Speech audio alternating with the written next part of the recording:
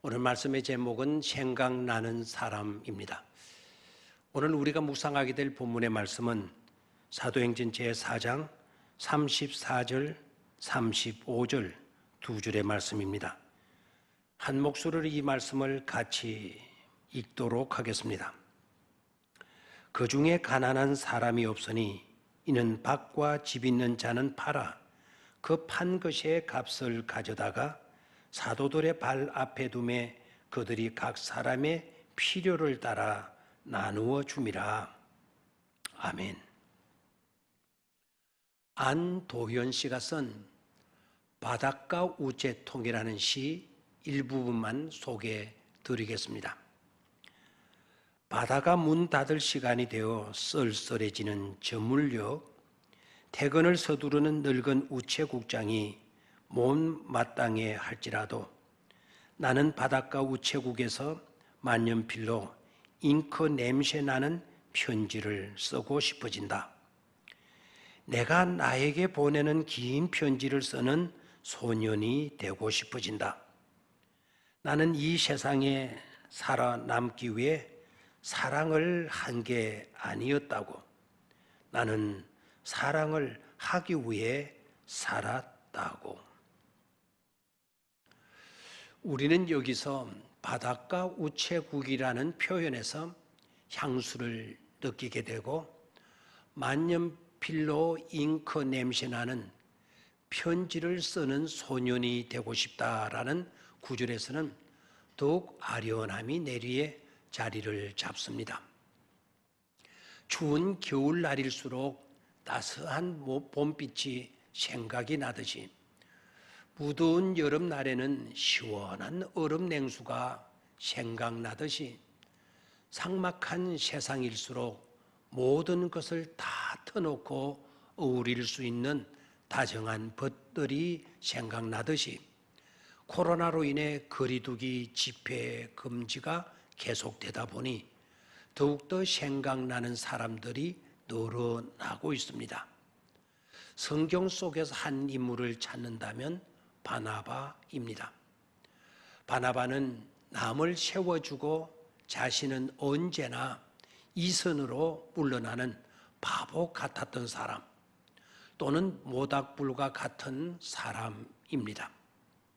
불이 꺼지지 않도록 조용히 들어가 자신을 태우고 사라지는 바로 그 모닥불의 장자처럼 말입니다.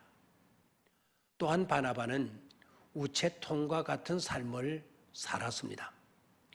우체통 같은 삶을 사는 사람은 온갖 사연을 자신의 가슴 속에 간직합니다. 그러나 묵묵합니다. 남의 장점, 남의 허물, 남의 실수 등을 다 묵묵히 수용합니다. 사람은 누구나 실수가 있고 약점이 있을 수 있습니다. 그런다고 비방하고 흉보고 소문내고 돌을 던지는 것이 아니었습니다. 오히려 오래도록 믿어주고 가능성을 인정해주고 격려하며 덮어주는 사람입니다. 요즘처럼 수단과 방법을 가리지 않고 모두가 자기를 세우려고 하고 예의도 위계 질서도 없고 모두가 잘난 사람만 있고 의로운 사람만 있어 돌을 들고 설치는 세상이고 있습니다. 그런 살벌한 세상이다 보니 따뜻하고 포근한 위로의 사람 바나바가 더욱 생각나는 것입니다.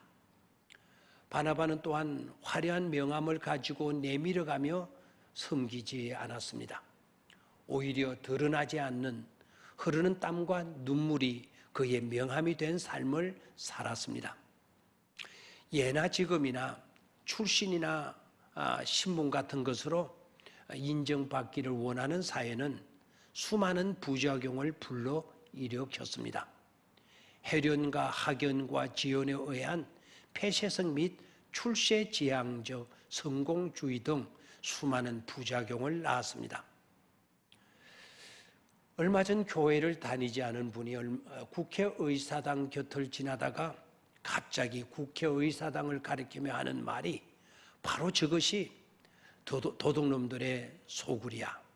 일은 제대로 하지 않고 뻔뻔하게 금 배지나 가슴에 달고 힘주며 모여서는 노상 자기들 잘났다고 싸움질이나 해야 되는 곳이라고 하더랍니다. 우리나라 국회가 이렇게까지 되었나라는 생각이 들지만 그러고 보니 더욱 바나바가 생각나는 것입니다. 끝으로 바나바는 눈이 큰 사람입니다.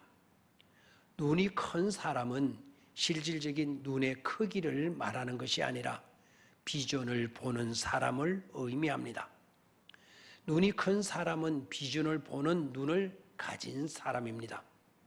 이런 사람의 특징은 너를 보고 공동체를 보고 하나님의 나라를 바라봅니다. 그리고 큰 그림을 그립니다. 자기에 갇혀 있지 않고 큰 공동체를 생각합니다. 이방을 생각하고 세계를 그립니다. 자신의 계산과 이성으로는 옹졸한 그림만 그릴 뿐이지 믿음으로 큰 그림은 그리지를 못하는 것입니다. 바나바는 눈이 큰 사람이었습니다. 큰 손으로 큰 그림을 그릴 줄 아는 분이었습니다. 바울을 통해서 퍼져나갈 복음의 세계를 미리 내다보며 큰 그림을 그리고 있었던 것입니다. 이런 바나바가 생각나는 것입니다. 아니, 그런 바나바가 바로 저이고 싶고 여러분이기를 바라는 것입니다. 오늘은 바나바를 생각하면서 알차게 의미 있게 오늘 하루를 살 수 있게 되기를 바랍니다. 감사합니다.